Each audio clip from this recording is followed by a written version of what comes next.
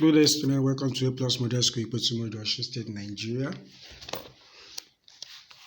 My name is Taylor Samson Addition, and I will be taking you on biology today.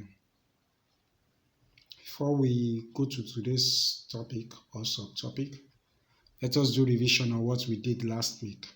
Last week we talked about aquatic habitats. We talked about the definition or meaning of aquatic habitat.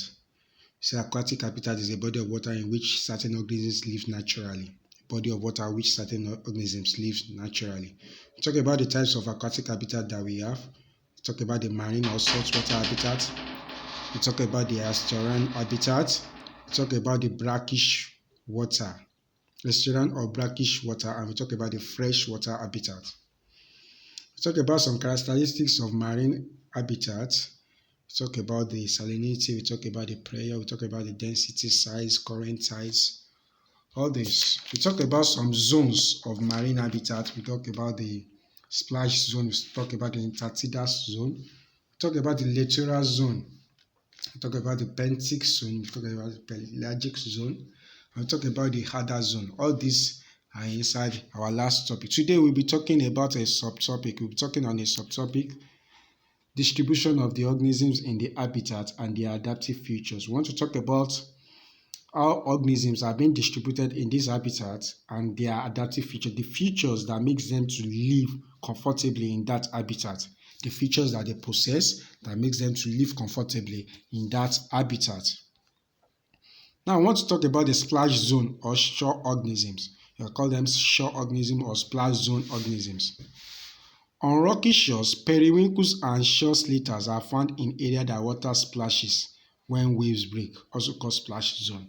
So where the area in which the water splashes always, you see this type of organisms here. You see the periwinkles, you see the shore slitters. They are found in areas where water splashes when the waves of the water breaks. Barnacles, oysters, mussels, and limpets are found on intertidal zone of the rocks. Anemones, sponges, and seaweeds are found in the sheltered part of the rock. The intertidal zone of the rock, you see the animals that they say, the organisms that they can find there, the barnacles, the oysters, the mussels, and the limpets are found at the intertidal zone of the rocks, while anemones, sponges, and seaweeds are found in the sheltered part of the rock. That means where the rock is well sheltered. That's why you find this type of organisms. We're still talking under splash zone. We have the sea urchins. Sea urchins, sea cucumbers, and seaweeds are found in rock crevices. Sea urchins, sea cucumbers, and seaweeds are found in rock crevices. And now most of these organisms have adhesive structure. Now we are talking about the adaptive feature that makes them to live in this area. They have what? Adhesive structure. That means they can stick to any structure they hold, like sticking, like they are gummy in nature. They gum or they stick to any structure. That's why they say adhesive structure. So as to be able to withstand wave and tide action. When the wave is coming, the wave will not be able to carry them along. When they get stick to the rock, the wave cannot come and just push them away from the rock. So they have a kind of adhesive structure that withstand wave and tide actions. Example as sargassum, a seaweed, is attached to rock by hold fast. So that's the thing that this organism used to hold or to attach itself to the rock. It's called hold fast. So the sargassum, which is a seaweed, attach itself to rock by hold fast. Barnacles are cemented to the rocks. Barnacles are cemented to the rocks. Limpets have feet with which they hold onto the rocks. Limpets have feet with which they hold onto rocks. Sandy shore organisms include starfish. That means an organism that you can find at the sandy shore. That means where there is a little bit sand. The shore is the land that is closest to the sea. A land that is closest to the sea. So sandy shore organisms include starfish, ghost crabs, bivalves, and annelids. Sandy shore organisms include starfish, ghost crabs, bivalves, and annelids. And their major adaptation is to burrow into the sand so as to escape being washed away by waves and tide. You can see these organisms, they are very brilliant and they are very, very, very, very conscious of where they are living. So they have to burrow into the sand. That means they dig a hole and hide inside the sandy sand, so as to escape being washed away by waves and tides of the water or the ocean. But still on the splash zone or shore organisms, the shell of the starfish prevents it from drying up. That means they have a kind of shell that prevents them from drying up, and it has 2 feet which enables it to hold onto the rock. It have a kind of feet that enables this organism to hold firmly onto the rocks. The shell of the starfish prevents it from drying up, and it has a 2 feet which enables it to hold onto the rocks. Now let's talk about the periwinkles. Periwinkles have lungs to breathe and foot for attachment. That means they have lungs to breathe and they have foot for attachment to anything that they are attached to, so that they will not be washed away by the tides or the currents of the ocean or the waves of the ocean. The ghost crab has gills for breathing in water and a spongy structure for breathing on land. This animal can live on the land and it can live inside the water. So the ghost crab has gills to breathe for breathing in water and spongy structures for breathing on land. You can refer this type of crab as an amphibian. Crabs can burrow into the mud quickly to protect themselves against predators, strong waves, and tide. You can see the adaptive feature of a crab. It can burrow into the mud quickly to protect. That means it digs inside the mud to quickly protect itself against predators, strong waves, and tides. So this is an example of a starfish. You can see the diagram of a starfish. You can see how it holds itself to the rock. Starfish holding onto a rock. It holds itself firmly to the rock. There is no water or wave that can come like this and wash it away. This is a mussel. A mussel in a tide pool. You can see the way they attach themselves to the base of the river. So there is no tide or ocean that can wash them away. Mussel in a tide pool. Now let's talk about the intertidal organisms. We've talked about the splash organisms, splash zones. Now let's talk about the intertidal organisms. The intertidal organisms. These include bivalves, mollusks, barnacles, anemones, worms, etc. These are the animals that live in the intertidal zone of the ocean or of the aquatic habitat. These include bivalves, mollusks, barnacles, anemones, worms, etc. These organisms face the challenge of exposure and drying out. They face the challenge of being exposed and dry out. To overcome this, these are the adaptive features that they use to overcome this. Barnacles, mollusks, and worms on rocky areas withdraw into their shells or tubes which hold some water. They have a shell or tube that stores water.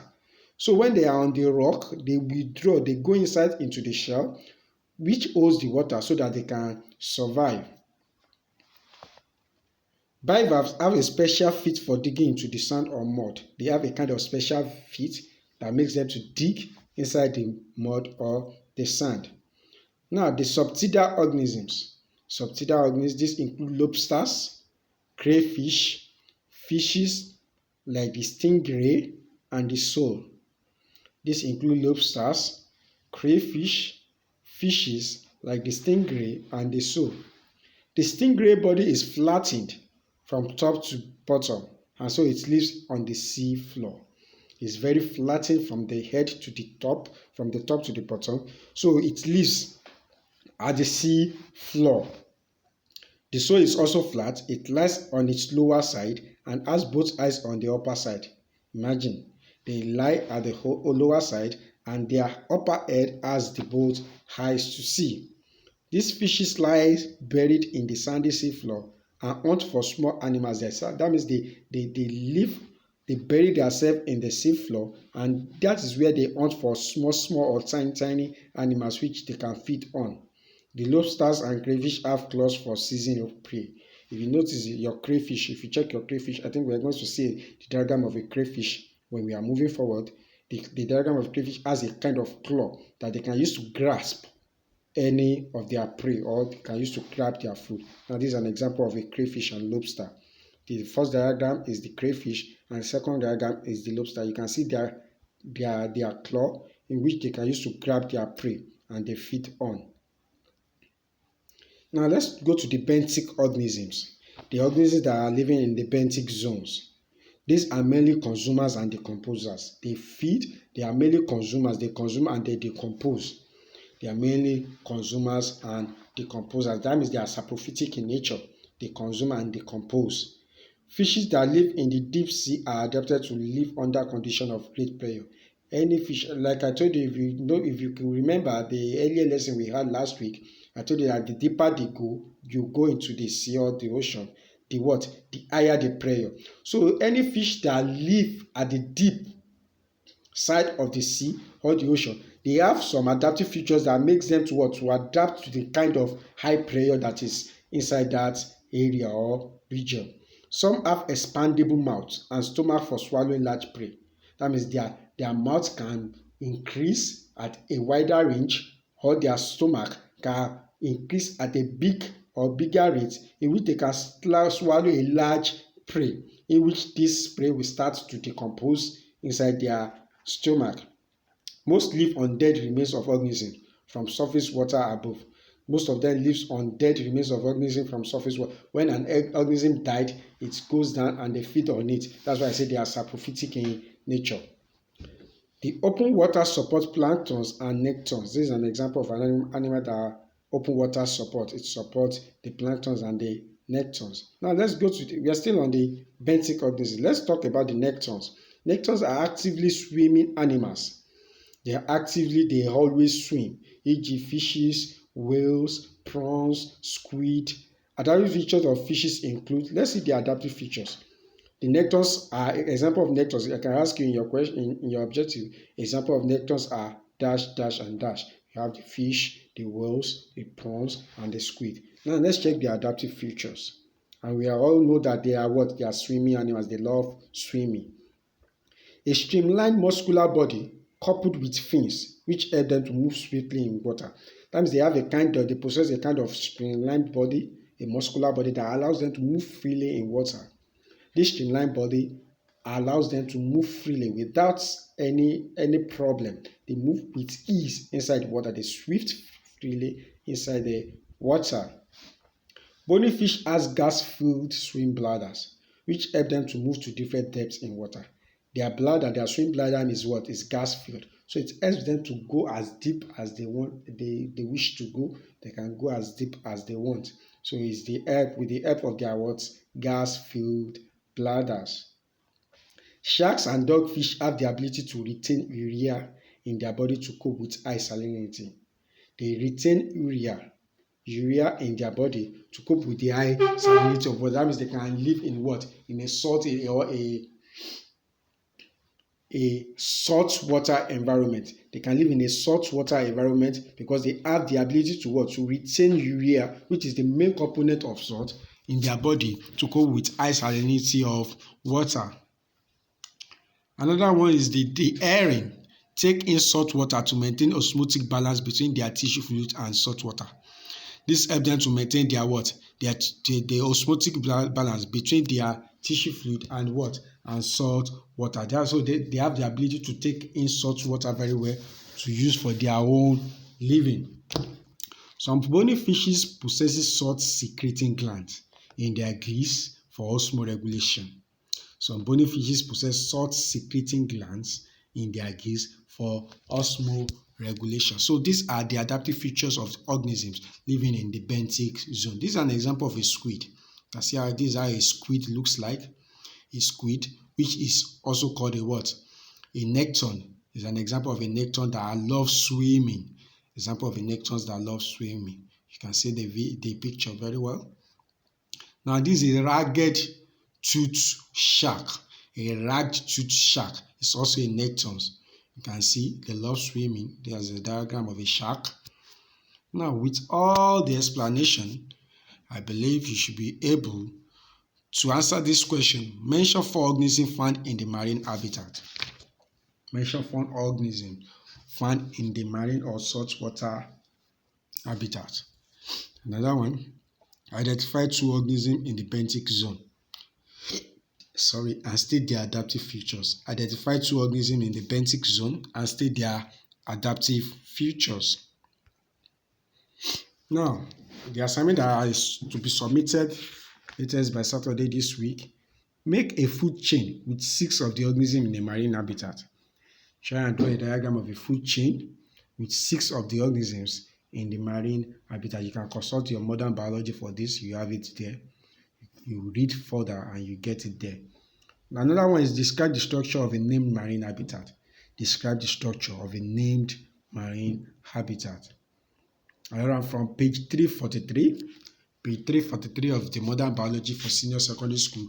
Draw the zones of a marine habitat. Go and check page 343 of your modern biology for senior secondary school and draw the zones of a what? Of a marine habitat. Draw a zone of your marine habitat. With this, we'll be concluding today's class. Until we see you next class, I say you should have a nice day.